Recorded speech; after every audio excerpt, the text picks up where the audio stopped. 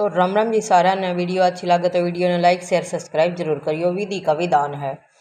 श्री राम ने भी वनवास काटना पड़ा था। सीता के बाप ने भी उस खतर राजघराना ढूंढा था, लेकिन फिर भी उसने 14 साल का वनवास काटना पड़ा था, क्योंकि विधि के विधान ने कोई बदल नहीं सकता। यही लाइफ की जिंदगी की सच्चाई है, सबसे बड़ी सच्चाई है ये।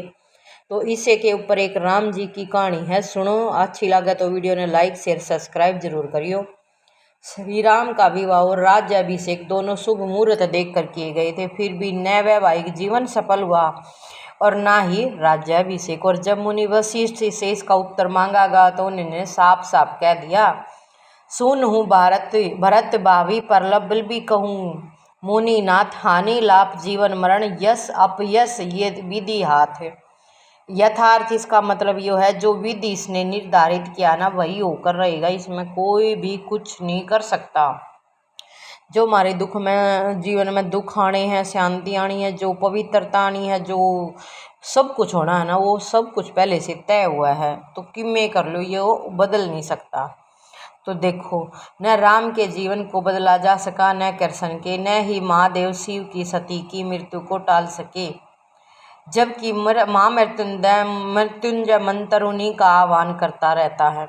न गुरु अर्जुन देव जी और न ही गुरु तेग बहादुर साहब जी और देव दशमेश पिता गुरु गोविंद जी सिंह जी अपने साथ होने वाले विधि के विधान को टाल सके, जबकि आप सब समर्थ थे। रामकृष्ण परमहंस भी अपने कैंसर को टाल न सके।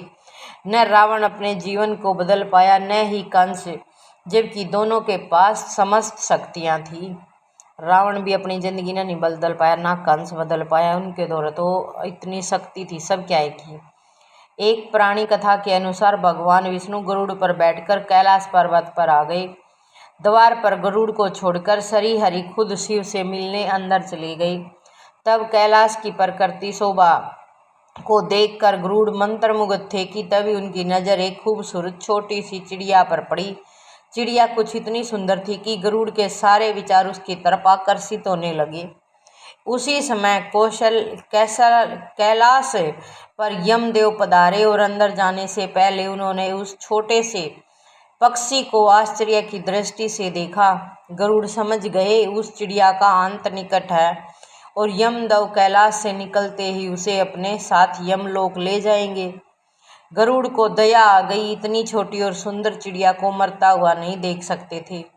उसने अपने पंजों में दबाया और कैलाश से हजारों कोस दूर एक जंगल में एक चट्टान के ऊपर छोड़ दिया और खुद वापस कैलाश पर आ गई। आखिर जब यम बाहर आए तो गरुड़ ने पूछ ही लिया कि उन्होंने उस चिड़िया को इतनी आश्चर्य भरी नजर से क्यों देखा था।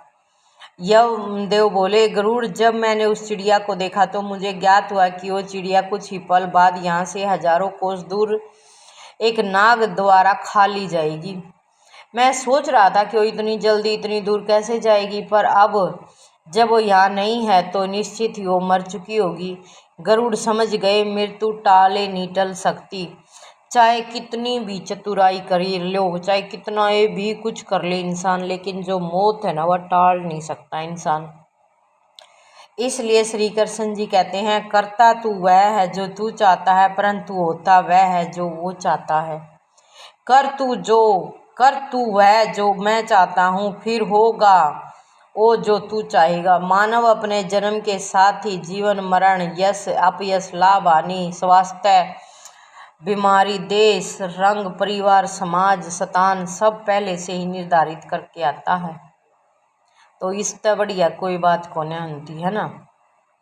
ये देख लो सारी की सारी ना, तो चिड़िया की मृत्यु आ रही थी, मौत आ रही थी, वह इतनी दूर गई है, आई है।